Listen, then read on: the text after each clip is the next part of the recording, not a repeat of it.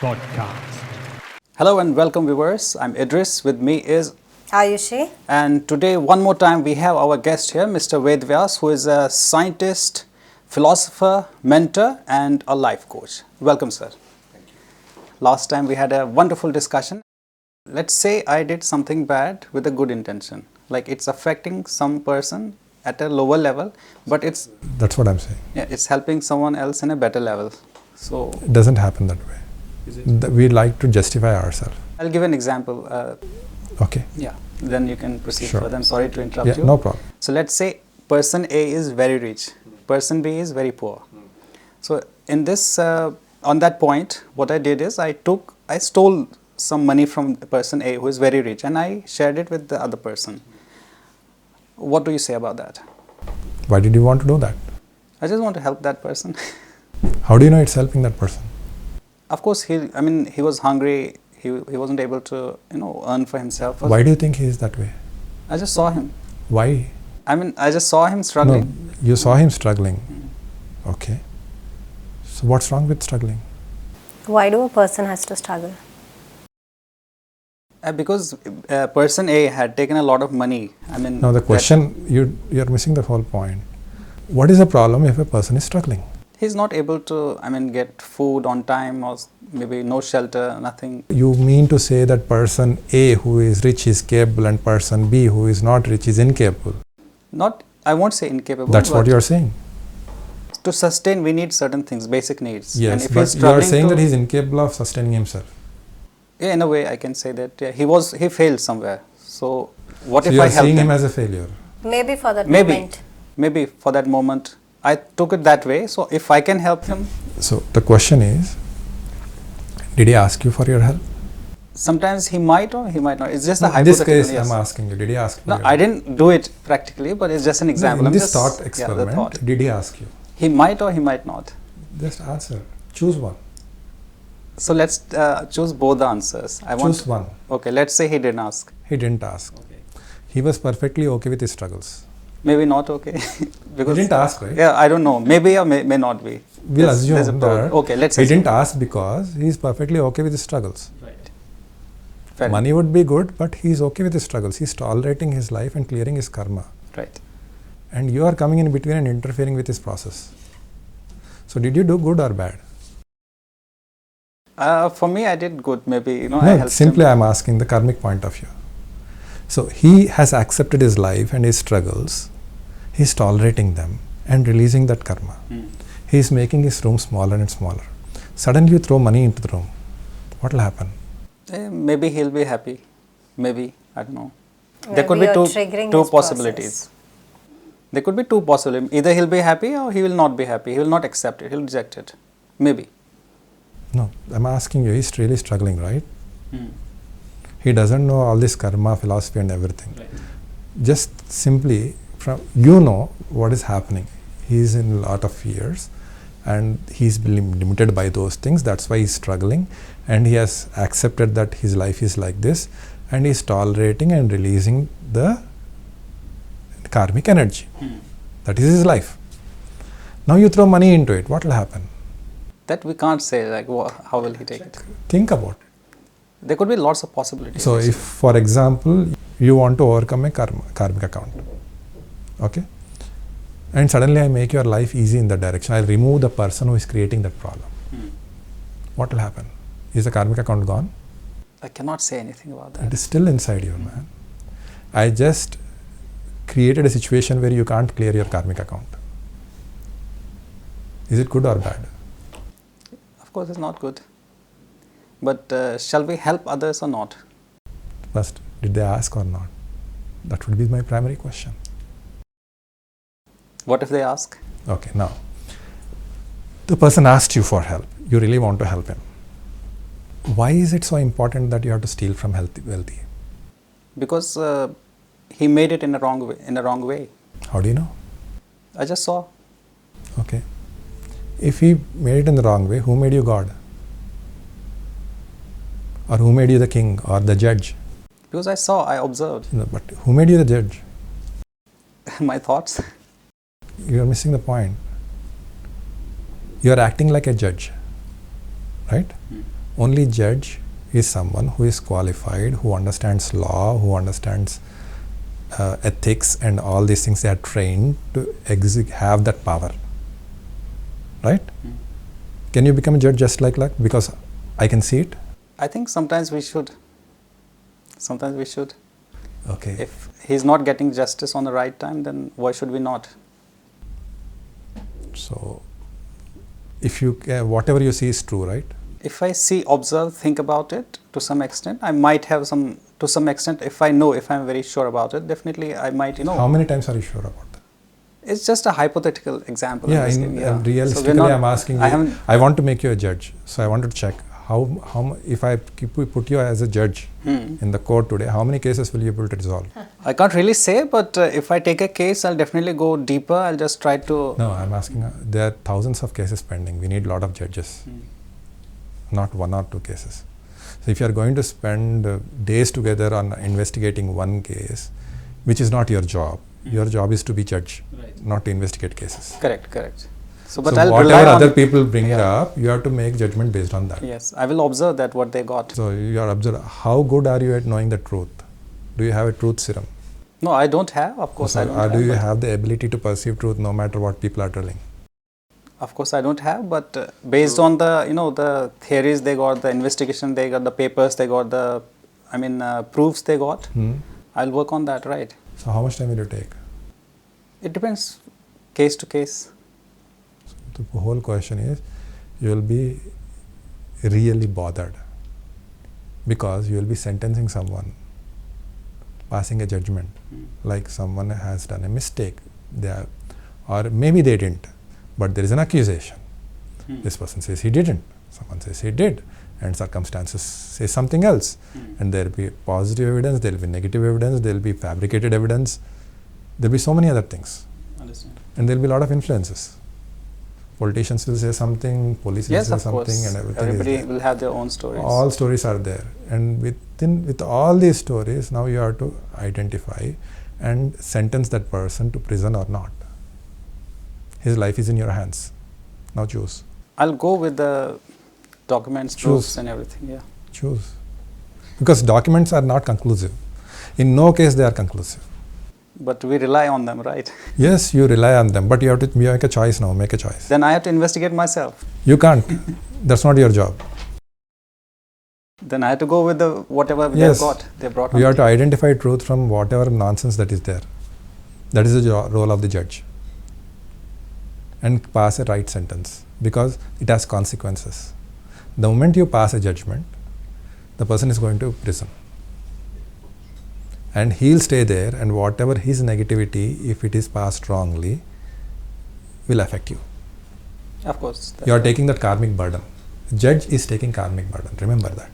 Yes, of course, that's there. Unless they are completely impartial and highly intelligent and understand the karmic energies, they will be able to navigate in the right way. Do you have that capability? I don't think so. Then who made you judge? Because the moment you steal from someone, no matter how much bad karma they did, you are doing something wrong, right? You are adding on it to your karma. Right. Yeah, that I accept. Whatever karmic account he has generated, you are taking a part of it by stealing his money. Not just money, you are taking his karmic account as well. You are binding your karma with that person's. So how beneficial is that to you? It might not be beneficial, of course, because bad is bad. I agree with that. But at the same time, if it helps someone, so how much help will that be to that person? Will that help me somewhere? No. The reason is, the negative money that you have taken, you are passing on to someone. You didn't purify it. How do we purify it? By earning it in a pure way. Or you have to do a lot of tapasya, years of tapasya to purify that money. Got it. Okay, the amount of energy that person negativity is there, you have to compensate, do all the penance for that, which itself is very long process. Right. So choose. What is the right way? I'll go with the right way, of course. What is the right way? Then let's earn and help him. Isn't it? Right? Do you understand now? Yes. And how do we deal with that person, the person who has done bad to the society? There is a law for that. There is a government for that. Okay? What if they go corrupt? Then you have to prepare that first. It's not a mistake of this person that government is corrupt, right? He's only taking advantage of the government, and he might be earning in a negative way, but he might also be putting it in the right use somewhere else. Right. You won't know what is the balances of his life. Correct. He might be doing good somewhere else, right? So don't judge, be so quick to judge. It's not so easy. You are able to judge because it's a thought experiment and you don't have consequences. It's easy to make decisions without consequences. But when we put you in a position where consequences are real, then the judgment is not so easy. The whole situation turns around. Right? So tell me, what is the solution? Do good, be good. That's it. But what if it is Idris' money and he's helping out that poor? Is he still hindering the process of, the cleansing of his karma? Because he's struggling because of his karma. So we are still hindering him? That depends upon what is that person asking for. Suffering is not necessarily, a person has choice whether he wants to clear it now or later. Actually, the question she has is like, if someone has done bad karma, so he's in a bad position right now. What if a person B has good karma and he tries to help him? Right. That's what I'm saying. Yeah. So it's a person's choice whether they want to experience and release bad karma now or later. You can only postpone it. Okay. Now there are some people who will not benefit by help. Like someone who is, there are some people who just waste money. They spend it on something and someone not at all important things, just spend money. You keep giving them money, they'll keep spending it and then come back to you empty-handed. Have you seen such people? Yeah. There are such people. Yeah, there might be, yes. Of Right? course, yes. So, out of goodness of your heart, how many times will you give them money? Not always, of course. So, if you are giving them money, is it really goodness? It's not only about money. It's like we can help in different ways, right? So, we have to be wise about the way we are helping. We have to actually be aware to the person's proclivities, the person's karmics to a certain extent. Because when we are helping someone, like if you are giving a very little something for just one day or something, it might not have big impact. So even if it goes wrong, it's not a big impact for you. But if it is a constant thing, you are making someone dependent on you. That's bad. Then the relationship you are creating is a codependent. You are making that person dependent because you want to feel good from doing that. And you want to feel good because you are afraid you are a bad person in the first place. You are overcompensating. So you are building your badness inside that energy. So you are not actually doing good. You are not. Charity is not always. It looks good, but it's not good. It's not good for you because you are building negative karma inside you. Because it's coming out of fear. It's not coming out of the intention or to help the other person. Right. So it might appear that I am helping the other person, but you are actually not. Not. Got it. I got your point. So best thing is to work on your own karma, clear it off, clear off your fears. If you are, someone asked me, how do I identify if I am doing it from goodness of my heart or my fears? Very simple. Ask yourself, if I don't do this, what kind of person am I? And with what intensity do I feel that negativity at that point? If I don't help this person and reject this person, what kind of person am I? And you know the amount of intensity that energy is. That is your bad karma. That needs to be cleared. That needs to be worked upon. That needs to be addressed. And if you don't have anything there, then you are free to address. Then you know why you are doing it from goodness of your heart, and it will definitely be positive. It's all about self-realization, right? Generally, we take a help of a master or a guru when we want to, get rid of all these karmas. So, can a guru change all our karmas? Do their role really play an important role over here when we go and seek for help? Yes, they do. one thing that Guru does is help you unlearn your fears. They'll make you see your fears. They'll make you work through those fears, either through a process or through a kriya or through a mantra or whatever. They'll support you with their own energy, depending upon the process they use. And having that is a huge help in clearing of karma. So it always helps. Dattatreya had about hundreds of gurus because he saw everything around as guru. And everything taught him something. So that's one form of guru. Then if you see Swami Vivekananda and Ramakrishna Paramhansa, that's another kind of guru. Then if you see Ramana Maharshi, he's a different kind of guru. So they use different processes. And in case of Ramana Maharshi, all you had to do is sit quietly with him, then it's done. In case of Ramakrishna, he taught something else. He taught meditation, do this. Patriji, he has taught Anapana. So each guru is using different process to help you overcome your karma. But knowing that this is what is actually happening and focusing on it is more important. Otherwise what happens is, as a guru becomes big, there is an organization around him. And that organization itself is a process of helping the society. It becomes into karma yoga. Suddenly karma yoga and meditation and everything, the balancing is very important part. Otherwise we forget about meditation and keep on doing other things. We forget about addressing our karma and create more negative karma. So whatever it is, we have to focus on clearing our karmas and then also whatever we want to do in this life. So one more question here. Okay. Can we be our own guru? If yes, how? If not, why not? In fact, we are our own guru, but is it enough is a question. Okay. Because we are blind to our mistakes. We are blind to our fears. So it's usually very inadequate.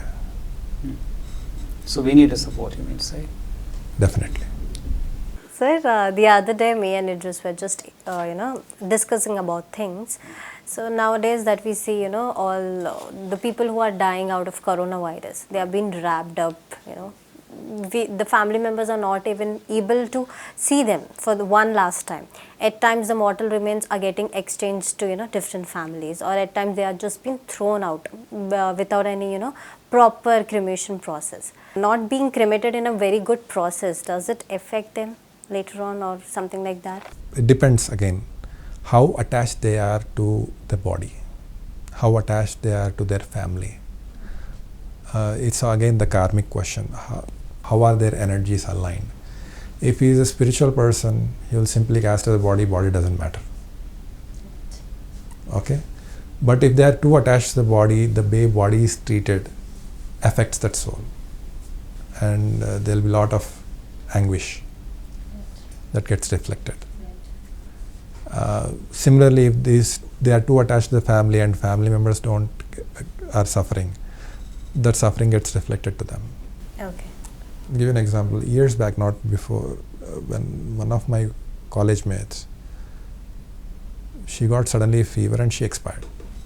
1 or 2 years out of college, she went to US and came back to India just to visit, and she expired. And I was sitting in the meditation and suddenly felt that she was asking for help. Then I called my friend. I was not in Hyderabad. My friend's mother was in Hyderabad, and one of our other friends who went to visit, I called her and I said, what's happening? What's happening there? She said, she's very sad and all this. Next time you go, ask her to call me.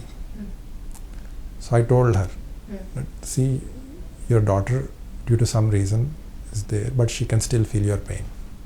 She's asking me to help you. And she wants you to be happy. And she doesn't want you to be sad all the time, because that's making her sad, even after going. Once I told that, she felt a huge relief. That basic communication. We are feeling sad because we feel that the person is not listening to us. We can't communicate to them. But the communication is still happening, whether you know or not. Okay? So this sort of communication happens.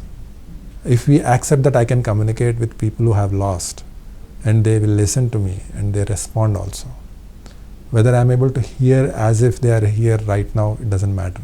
But I know what emotion they are feeling towards me. Any person, you can actually feel what the soul or their subconscious feels about me, if you focus enough. So that means we can have a two-way communication. That option is always available, and we are able to do that. So when we accept that, suddenly the loss is not such a big loss, because it's like just making a phone call instead of talking to in person. Right. Only the phone is not so effective, and only emotions are coming through rather than words. There's a lot to discuss, but I think time won't allow us today. So thank you so much for joining us. It was a pleasure to have you on our show. And we'll further discuss. We have a lot of questions. The process is a long process actually. Right. We'll definitely discuss in future episodes. Right. So thank you so much for joining us today. And thank you so much for such a great, advices you've given us, such a great words you have given us. I'm really thankful for that. Welcome. So thank you viewers for watching our show. Please like, subscribe and share this video. And keep watching PMC English for more updates.